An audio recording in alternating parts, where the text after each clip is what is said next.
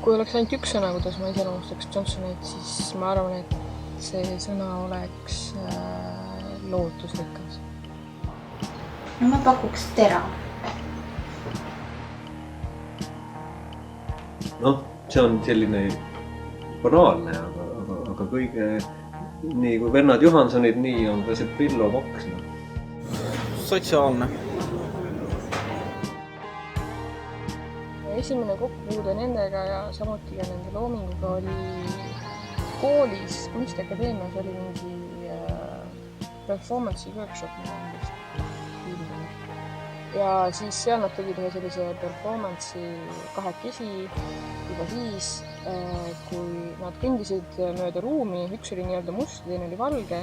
Üks ajas teist taga, ma ei mäleta kumba, see pole üks nii oluline. Ja siis nad niimoodi pardi kombel muudkui rääksusid, et black, black, white, white, black, white, black, black, white, white. See oli väga tore. Ja nemad on minu jaoks pigem ka sellised nagu ratsionaalsed kunstnikud, et nad nagu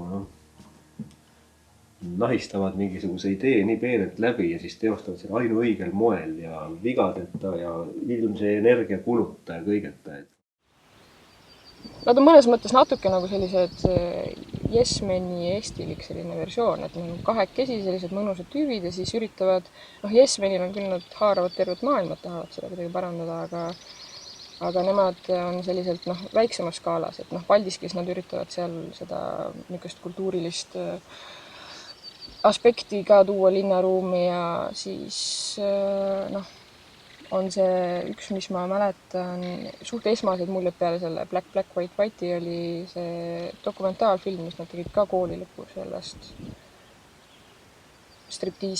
mõru striptiisi ajal, mis see nimi oli. Et see oli ikka selline väga tore, mis nad võtsid lihtsalt mingi jabura pealkirja eest Õhtulehest, aga nad pöörasid nagu ümber, et nad tegid sellist väga pika dokumentaalfilmi.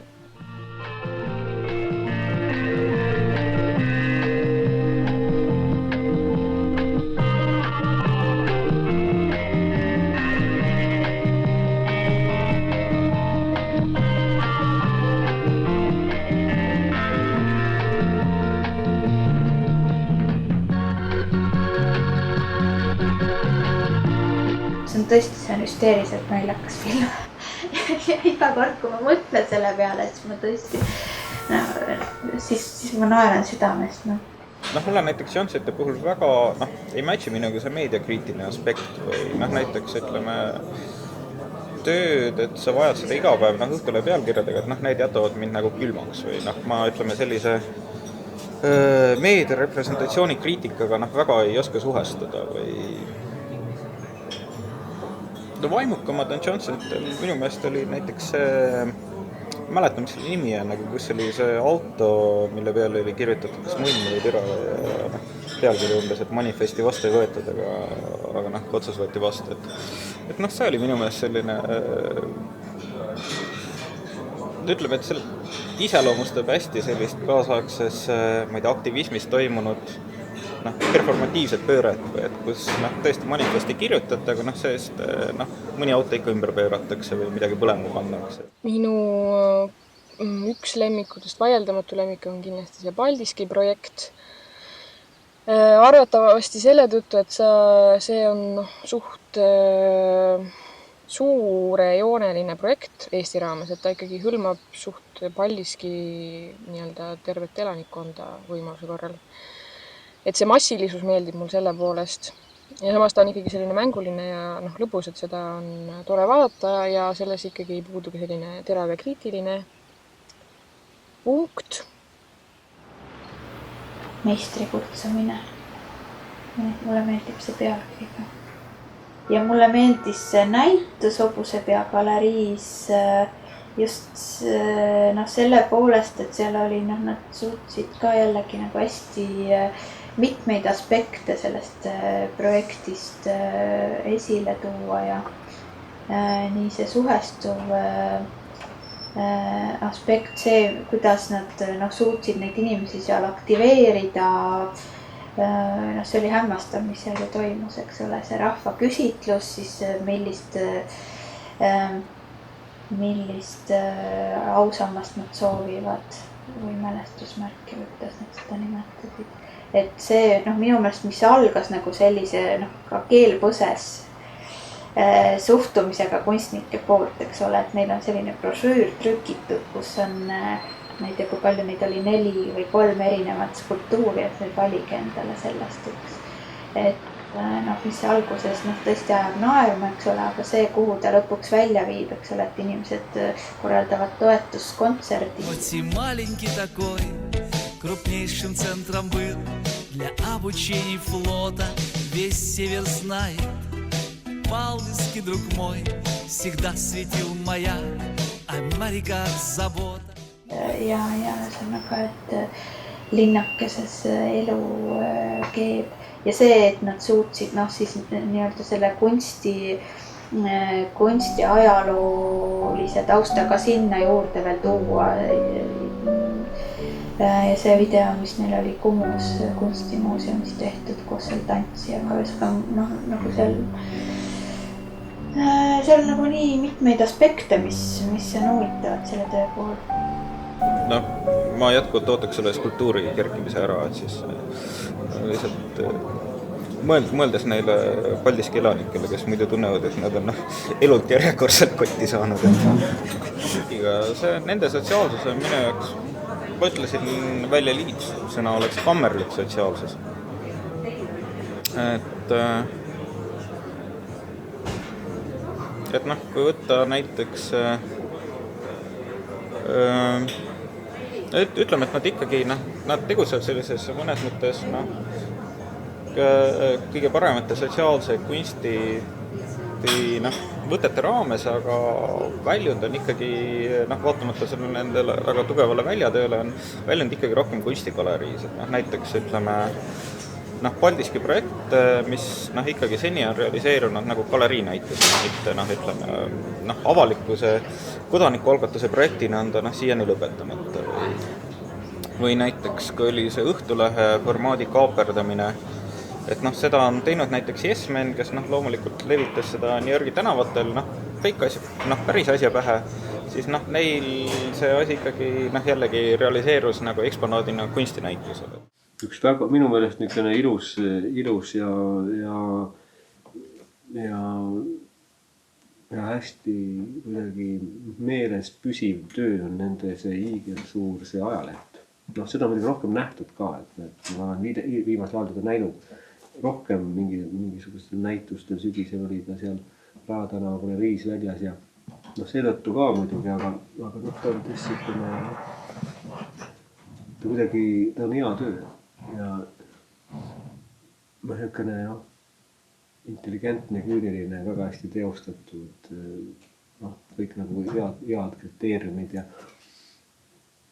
kuigi ta kasutab sellist tüüpilist arhailist popkunsti võtet, et puhub mingisuguse asja suureks, aga seda nagu sa üldse seal ei näe, sa näed nagu mingeid muid tähendusi seal ja see on hea, mitte et see on hea töö, aga see on üks väga hea töö minu meelest.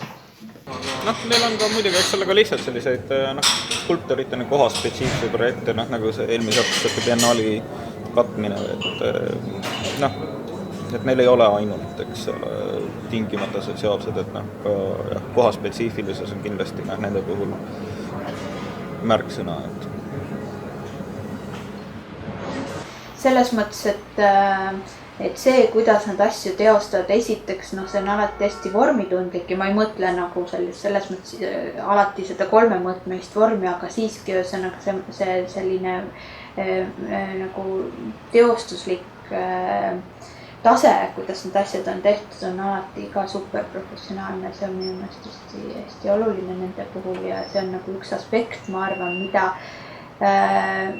millest on vaadatud nende tööde puhul isegi mööda või mida ei ole analüüsitud, sest alati on analüüsitud seda, milles see töö on, eks ole. Aga ma arvan, et nad on ka nagu väga tugeva esteetika kunstnikud tegelikult. See on see, miks ma nende töid ka naudin.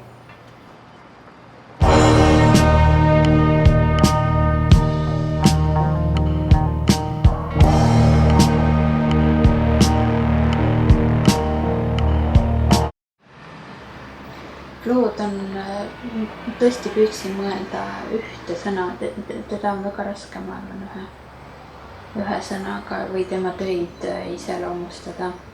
Võib-olla kui kõige nii esimene sõna, mis nagu niiviisi vulpsti pähe tuleb, niiviisi on linnaruum. Et jah. Ambitsioonikus oleks võib-olla see sõna. Reageerivuseks siis. Mul on selline traagiline minevik, et ma olen kaua olnud Kunstiakadeemias tööl ja ma enamus inimesi on ära registreerinud sisseastumise eksamitel kunagi ja tegelikult Flooga täpselt samamoodi. Ta jäi ülitäpselt hästi meelde sisseastumise eksamitel Kunstiakadeemiasse, ma ei mäleta, mis aastas muidu oli, aga ta eristus seal kogu sellest teistest sisseastujatest mingisuguse sellise imeliku olekuga, jah. See on mul konkreetselt meeles, et see oli elavate skulptuuride sellel performance'i päeval või kuidas seda nimetada. Ja ma ei tea, mis kursusel ma ise olin, igal juhul ma olin Kunstiakadeemia tudeng tol ajal ja siis mäletan Claude tegemas seda performance'i.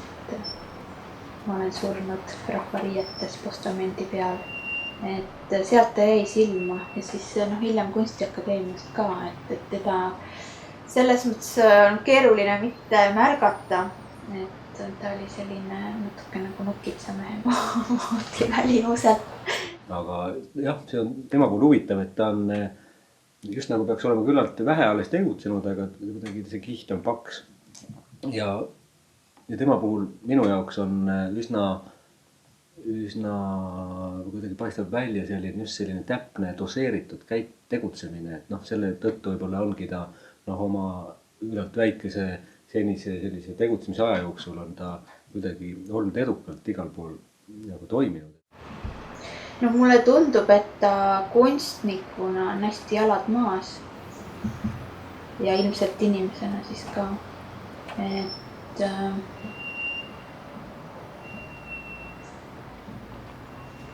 ja et ta nii noores vanuses või ikkagi otse pärast keskkooli, eks ole, kunstitudengina, et ta ikkagi nagu tunnetab ära mingisugused piirid sellise, kuidas ma ütlen siis, võltsi või sellise paatoslikkuse ja vahel, et mis ma selle all mõtlen, et ma arvan, et ta rahvusluse teemaga on näiteks tegelenud, et see on tal olnud puhtalt tunnetuslikult, eks ole, et tal on midagi hakanud vastu, talle tundub, et see päriselt ei toimi ja seal võib-olla on midagi sellist võltsi või sellist harjumuslikku, et see on huvitav see, et ta selle teemaga on nagu hästi kohe esimesest kursusest alates tegelenud. Kui ma vaatan ta töid, siis need on ilmselgelt sellistest päevakajalised meediasündmustest ja nii edasi inspireeritud, et on selles suhtes paindlik ja põnev, et ma ei tea, mis formaadis ta järgmine kord mille põhjal teeb. Võib-olla, et ta on huvitaval kombel ka selline universaalkunstnik, et et ta oskab nagu oma sellise, minu meelest ta oskab nagu kõiki neid, ta on nagu 10 võistleja tüüp, et ta suudab enda kehaga nagu sõnumit edastada ja ta oskab olla täiesti varjus ja panna teised inimesed nagu nii-öelda panna nagu selle filmigrupi või selle võttegrupi tööle, nii et ta ise ei pea seal koha peal olema, aga kõik toimib, ta on lavastajana väga hea ja siis käisin Kaido näituse avamisel oli tema tehtud oli sinna Kaido mingi selline Kaidost nagu film ja portreefilm, ma ei tea, missuguse žanriga teda määratleb, aga see oli ka loo tehtud, et ta kuidagi tal on tohutu tugev selline ilmselt empaatia võime ja ta näeb teisi inimesi midagi täpselt läbi ja oskab sisse minna ja ta on hästi kuidagi laia ampluaaga ja. No kui ma valmistusin selleks intervjuuks, siis ma natuke vaatasin veebist ka ta koduleheküljelt ja siis ma avastasin ta maalid uuesti enda jaoks, et ma neid väga palju ausalt näituse kontekstis näinud ei ole. Aga seal mulle tundus tema töid vaadates, et ma tahaks võib-olla veel midagi näha ja mul tuleb meelde üks hästi lahe projekt, mis tal oli ju mõned aastad tagasi Linnagaleriis, kus ta pani oma õppejõud maalima, et mulle see žest kui selline juba meeldis ja ühesõnaga, et see kogu see värk käis seal siis ümber ühe tundmatu, tuvastamatu objekti, eks ole, mis ma ei tea, oma kuju poolest meenutas natuke võib-olla mingit detonaatorit või ma ei tea mida sellist või triikrauda, pressrauda või mingit kummalist asja. Ja siis, et ta pani oma õppejõud seda maalima, et see mulle väga meeldis Tõnis Saada ja Kaido Ole ja Laurent siis. Ja siis ta pani ka oma kaastudengid tööle, need suvepraktika ajal enne seda näitust mitu kuud kõik kleepisid neid väikseid detonaatoreid popid tükkidest kokku. Keegi saanud aru, mis asi see on, aga kõik tegid. Tegelikult jah, maalist või headest töödest, et see Kumu maalinäitus on ainus, mis meid lahutab, on tööpuudus, et see oli väga vaimukas projekt, et stencil graafiku, et ka siuke näide, et kuidas mingisugused aktuaalselt päevakajalselt teemalt on ta sellise oma narratiivi edasi loonud, et mille ütleme tegelikult suhe tööpuudusega ainult võib-olla deklaratiivne või see ei ole selles mõttes klassikaline sotsiaalne kunst, et ei tõsteta probleeme või ei paku lahendusi, vaid loob lihtsalt poeetilise kujundi mingisuguse aktuaalse päevakajalise sündmuse põhjal. Ma arvan, et esikohal minu jaoks ongi see plakati aktsioon, see vabaduse plakati aktsioon, kuigi see vist oli üldsegi selline anonüümne aktsioon, et keegi ei teagi, et see on loo tehtud vist. Plakati aktsioon on selline, mida ma olen ise käsitlenud mitmel pool, et käsitlen edaspidi, et see sobib mu siis doktoritöö teemaga ja sellest on palju juttu olnud, aga võib-olla kõige sügavam mulje jättis ikkagi see esk. Et seda ma olin siis ei olnud Eestis, kui see oli kunstijoone galeriis, aga ma nägin seda õnneks Tartu kunstimuuseumis ja see ikka oli väga siuke mõjuv töö, väga hästi eksponeeritud seal ja nii edasi. Et tõesti oli lahe. See Parim enne möödas, see film oli kuidagi seda näha oli igas mõttes rõõm. Ja ega ma inimestelt midagi üle mõistuse keerulist nõua. Kõige tähtsam, et kõik kenasti sujuks ja kundedele jääks hea mulje, et kaup oleks kenasti riiulil, et pood oleks puhas ja et müüja oleks viisakas, nii et tere, tänan ja palun, olgu ees ja taga. Ja siis muidugi veel see asi, et silmad tuleb kogu aeg lahti hoida, sest see on siuke imelik asi, et mida vähem inimestel raha ostmiseks, seda enam on neil huvi varastamiseks. Naerata, aga ära kaota valvsust.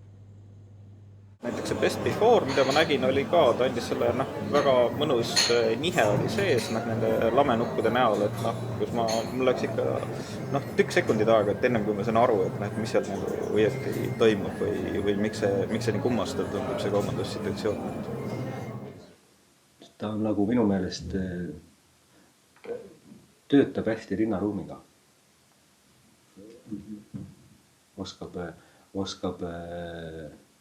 kuidagi oma mõtteid suhestada seal ja kuidagi mitmed tema asjad minu meelest on jah, kõik see järjekord, mis ta on teinud Kusti hoone, et fake järjekord ja siis see plakatid, need vabadus ja kuidagi jah, tundub, et on seal hästi olemas, hobune ja see valge kappel, mis oli samamoodi linnaruum, kuidagi ära kasutada osavalt selleks. Tõesti, et sa sind mingisugune teema, ma ei tea, kas siis segab või paelub või ühesõnaga ja see on midagi võib-olla sellist tundmatut, mida sa siis ühesõnaga ei tea, mis see on, aga sa tahad teada saada, ühesõnaga sa võtad lihtsalt igasugust ebaõnnestumist kartmata haarad ohjadest ja ühesõnaga lähed ja hakkad seda asja uurima, et mulle nagu tundub, et mitte kõiki, aga osasid töid iseloomustab selline attituud, see on, ma arvan, küll imetlusväärne minu jaoks.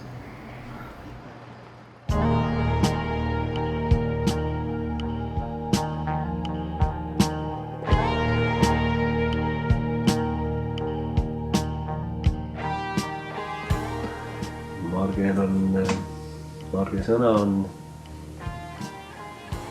mure. Kaine. Kriitilisus.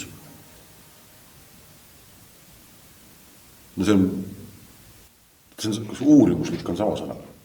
Peaaegu. No võib ju seda sõna kasutada. Ja, siis on 2 sõna.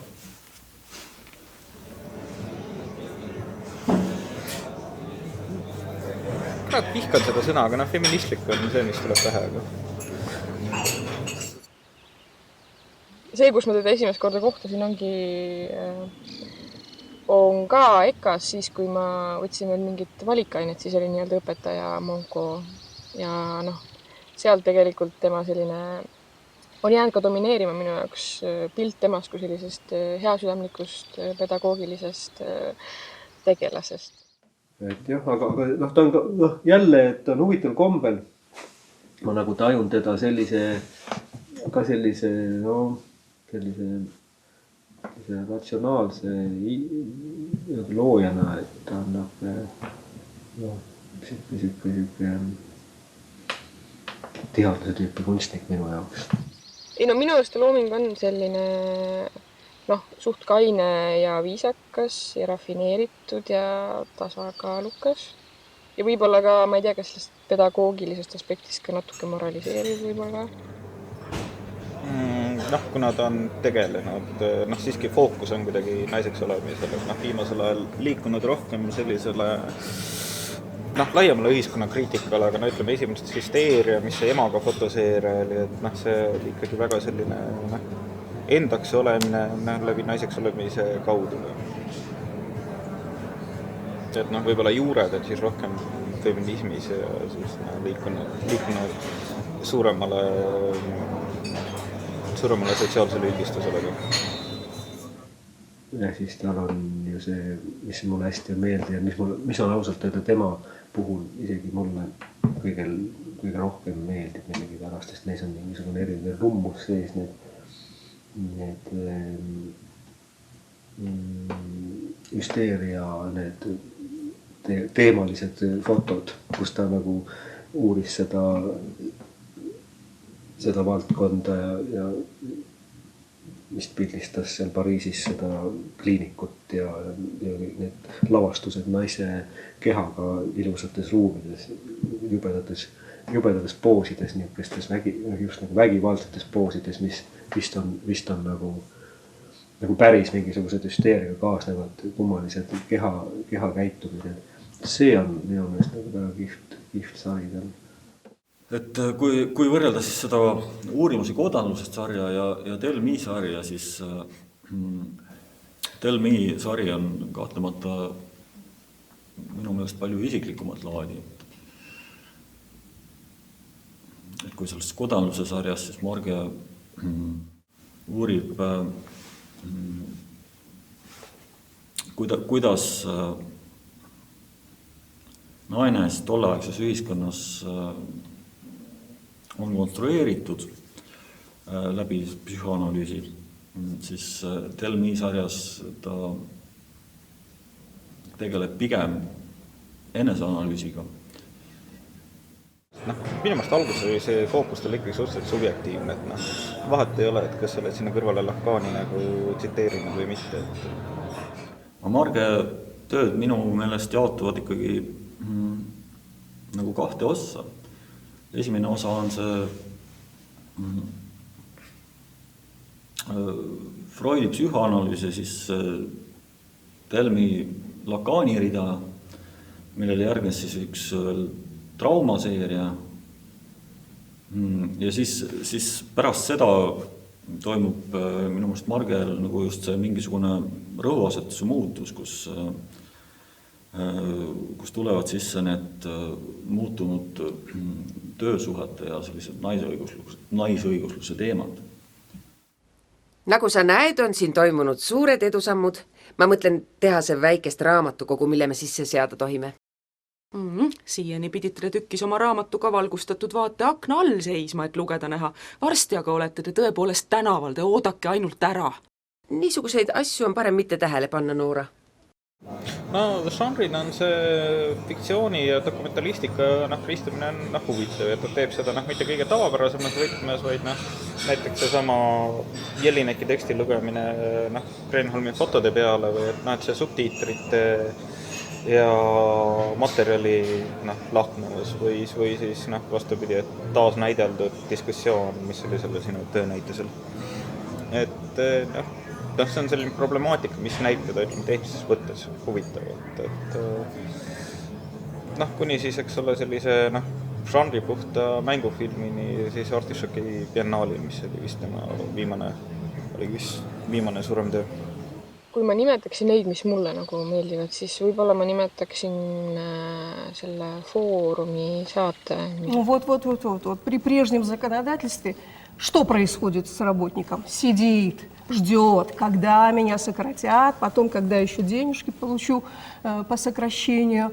А ведь если мы тут еще и вспомним про нарвского бедного ткача, который стал символом такого неравноправного, тяжелого отношения, то давайте задумаемся о том, что предельное производство в Эстонии – это уже прошлый день. Et siis selles Foorumi saates oli rohkem sellist mängulisust, et ta pööras need naistöölised, kes olid töötuks jäänud, olid pandud nende poliitikute rolli, kes nad nii-öelda jätsid nad töötuks, ma saan aru. Et see oli nagu mingi mängulisuse ümberpööramise aspekt, et see on rohkem, mis mulle pakub huvi, ma arvan. Marge kohta üldisemalt võib öelda seda, et Marge on hästi spetsiifiliselt fotomeediumis töötav kunstnik. Isegi siis, kui ta teeb filmi? Jah.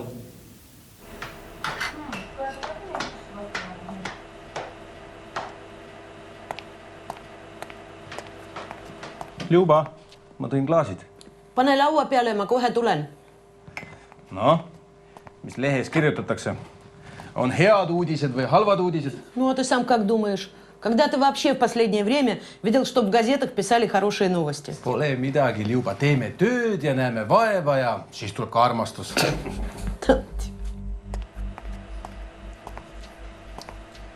Aga armastust ei tulnudki. Pole seda täna päevani. See on ka jälle filmi tehniliselt on ta jumalast super, et selline sisult või teemalt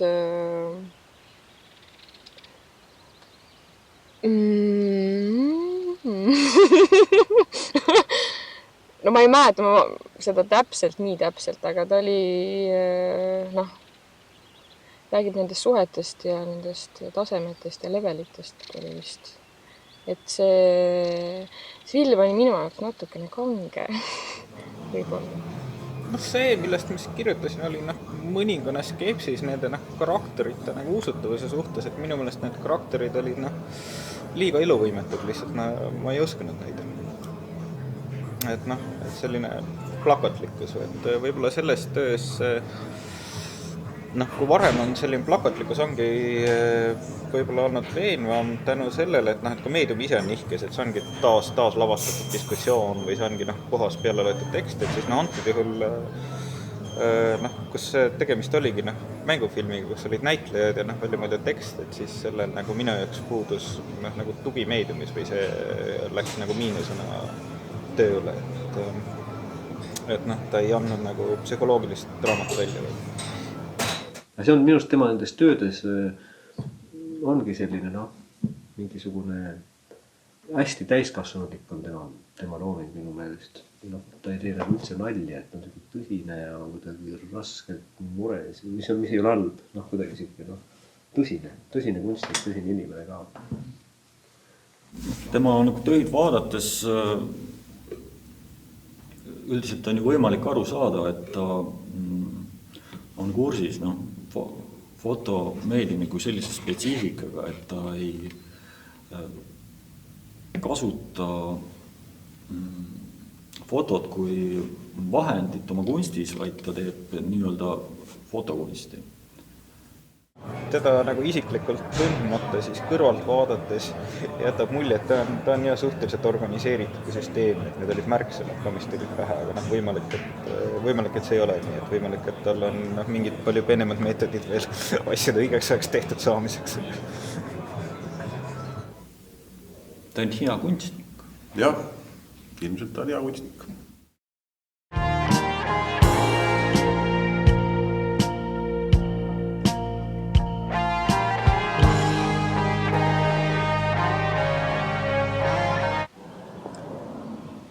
Üks sõna, mis iseloomustab, või kui ühe sõnaga iseloomustada Mäetamme loomingut, siis ma ütleksin selleks sõnaks kompaktne.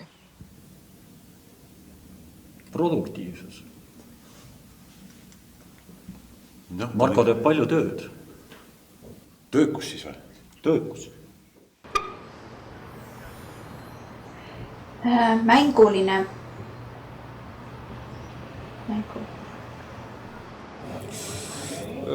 Pedagoog. Mulle meenub Markoga see asi, et siis kui ma veel ei olnud kunstiakadeemias veel astunudki, siis enne seda oli mul kodus sattunud laua peale üks Eesti kunstnike rebrodega kalender. Ja ainuke rebro, mida ma sellest kalendrist mäletan, oli Marko Mäetamme mingisugune värviline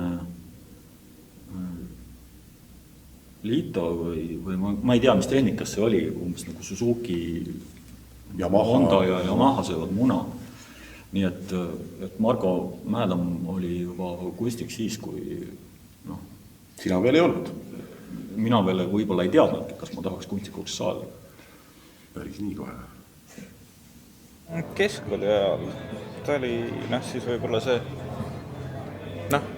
esimesi sellest see põlvkond oli esimene, keda mina kui algaja kunstitarbija siis teadvustasin enda kaasaegse kunstina oli sellise uue ja värske huvitava. Seal keskkoolis kõik fännasime teda. Kui ta tuli algul tuli kursikoolkonnaga, mis mõnes siis ka kõigile meeldis, siis edasi ikka tead, koolivahel ikka käinetama näitustel, et see värvilised litopildid, plastikklaasid, muljed on sellised nostalgilised lapsepõlvest. Temaga meenus alati mingisugune selline lilleline ülikond või midagi sellist. Mitte, et ta oleks seda ise kandnud, aga ilmselt seal need tegelased, mida maalid. Sellised kuidagi märgilised tööd või oli mingi jutt, et nagu liiklusmärk või? Et teeb kunsti, kui lihtsustab ja et kohe haaratab ja hästi selge sõnumiga ja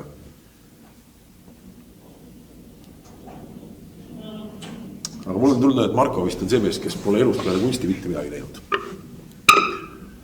Et ta on kogu aeg kunsti teinud. Esiteks ta on selline hästi mänguline, nii nagu ma ütlesin, ühesõnaga, et tal on oluline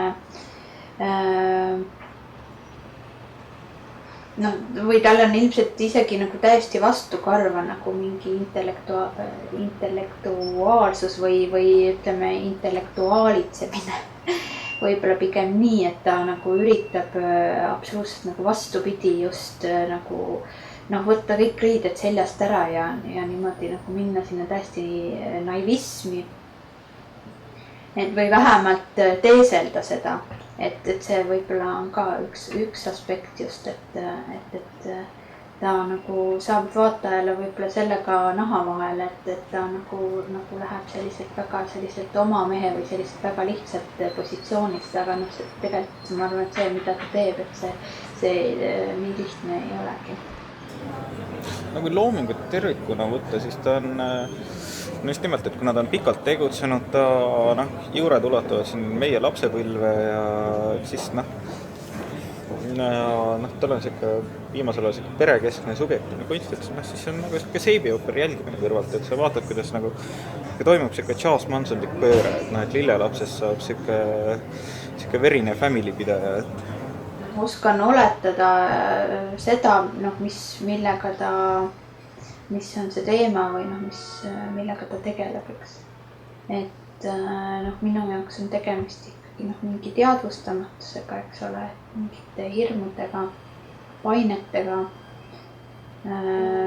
mingite sundmõtetega, eks.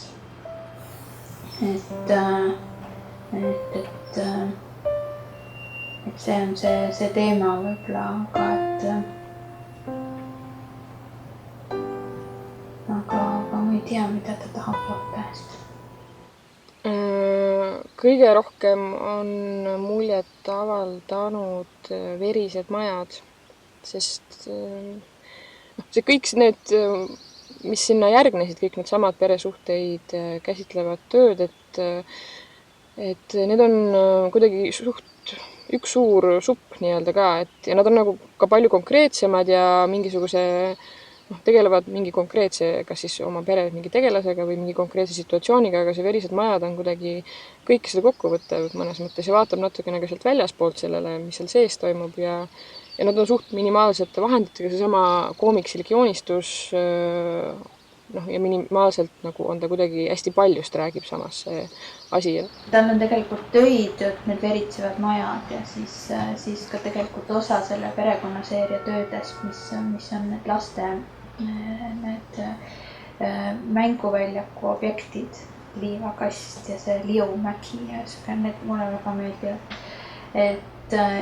Ja need on minu meelest, kui nagu filmižanritega võrrelda, et siis need tööd on nagu thriller, aga siis, kui läheb nagu slasheriks kätte ära, et siis ühesõnaga ja see on selles mõttes tõesti välja mängitud sellise seriaalsuse ja sellise nagu väga realistlikult, et siis et see thrilleri pool on nagu mulle huvitav. See on iseenesest tänapäev popkultuuris hästi levinud kujund, et ta hakkas seda ka üsna varakult tegema aga igasuguste piktoplasma ja või ütleme kas või a la Deviant.org näitel, et see skeem, et sa paned mingi nunnu ja millegi kas siis nilbe või jõhkra kokku, et selliste vastandkoosluste moodustamine, et see on selline üsna levinud retsept, et selles iseenesest ei ole nagu üllatav, et selles tema võib-olla varasemas või mingis vahepealses meetodis, et kus tal olid need nunnud loomad, kes peenist ära hammustasid või mis tal on olnud, et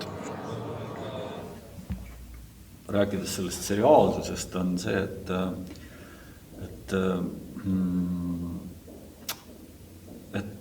nad ei moodusta mitte seeriaid sellepärast, et nad ei mahuks ühte pilti ära, et võib-olla hoopis sellepärast, et ühe pildi jaoks oleks seda ainest nagu liiga vähe, et see venitab selle laiali oma sinna seeriasse nagu meeletutes variatsioonides selle loo.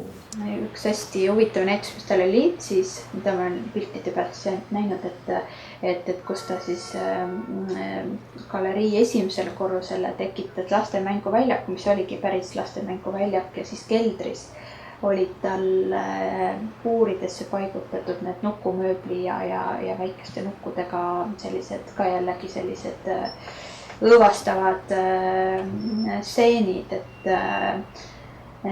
ma arvan, et see tervikuna see installatsioon ka nagu töötas hästi selle tema teema puhul ja ta on üks aktuaalsemaid kunstnikke praegu, kes on, et kelle puhul on tõepoolest, et on jätkuvalt veel arengut, et jah, see Hobusepea galerii oli, seal olid mingi hoopis teist temaatikat, kui tal on varem olnud, et jah, et ta eksperimenteerib, et vaatamata, kuigi ta on üks järjekindlamaid, et ta siiski siiamaani ka järjekindlalt muutub, et need ei ole sellised pöördumised, mingid radikaalsed ärapöördumised, vaid see on niisugune suhteliselt sujuv areng, et selles suhtes ta on igati elus kunstnik veel, et samas üks etableerunumaid, et Eestis on vähe, keda saab, ütleme, samal viisil etableerunuks pidada.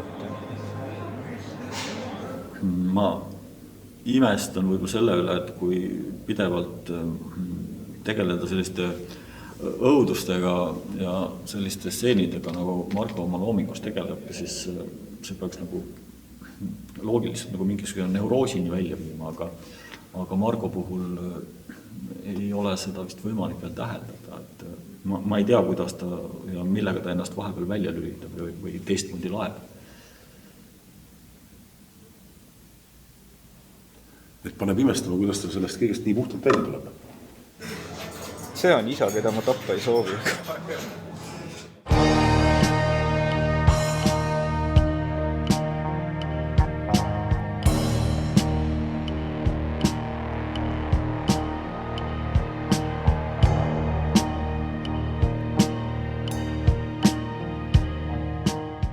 Margus Tamme iseloomustav omadus sõna võiks olla väljakutsuv. Konstrueeriv on õige ära? Mis mõttes konstrueerida? Et konstrueerida mingi olukorra. Kaval. Ma arvan, et manipulatsioon on tema puhul väga kohe vastus jah, minu poolt, et ta on talle meeldib inimestega manipuleerida. Interdistsiplinaarsus äkki võiks olla. Ilus sõna. Et kui ma jällegi olin koolis õppejõud ja ta oli tudeng, just nagu mingi sisse astunud tudeng või niisugune algkursuste tudeng, et ta oli jube ja ta jäi meelde sellega, et ta oli õudselt virtuoosne joonistaja. Ta oli nagu joonistas nagu viiralt, lihtne näide, aga see ütleb kõik minu meelest, et tõeliselt hästi joonistas. Selliseid nagu kuidagi siukseid tumedaid, siukseid absindi vingust kantud töid, nagu meil millegi pärast joonistas. Need ei olnud nagu lihtsalt mingisugused ilusad, hästi joonistatud ilusad pildid, vaid ta oli mingi jõle kummaline sisemine maailm, mida ta joonistas. Töödes oli nagu kihvtid asjad olid ja sealt jäi nagu meelde, aga minu jaoks on ta kuidagi üks niisugune tüüp, kes on õudselt muutunud või kes on õudselt nagu jubeda kamuflaaži läbi teinud või kuidagi siukse mingi moondumise, et see, kes ta siukene vaikne tudeng oli, et ootamatult ta kuidagi David Bowieliku moondumise tagajärjel ta ilmus järsku põmpsti, kui nad tegid koos Sandraga tegid ju projekte ja siis ta kuidagi minu meelest nagu sellest hetkest temast on nagu rääkida kui siuksest nagu kunstipildil olevast kunstnikust, et kui nad Sandraga koos hakkasid tegema mingisuguseid siukseid kämp, glamuur, kummalisi suuri lavastusi kuidagi manipuleeritud fotodega või kuidagi nad tegid väga hulle siukseid, kus nad seal tapsid kunsti ajaloo olulisi figuure ja mõnitasid ja siuke. Et noh, sealt ta kuidagi, noh, siis ma nagu imestasin, et vau, et ta on nagu ümber sündinud nagu, see nagu oli ka huvitav tema puhul. Tema loominguga puutusin kokku, see oli võib-olla aasta 2003 või 2004, kui me läksime ema ja vanaemaga väljasõidule Paidesse ühel nädalavahetusel ja siis juhuslikult oli seal ka samal ajal, see oli vist performance'i festival Aeg, Ruum, Liikumine, kus Margus Tamm vist oli Sandra Jõgevaga, neil oli teos, kus nad sõitsid limusiiniga Paide kesklinnas mööda ühte ringteed kogu aeg ringirattast ja seal oli veel lõbusaid inimesi seal autos ja muusikat tuli ja selline kokkupuude oli. Nojah, et Margus on siis, ütleme, et aktiivsem oli või selles mõttes sel hetkel, kus meie olime nagu kunstiväljalt nagu kuidagi hoopis nagu kõrval.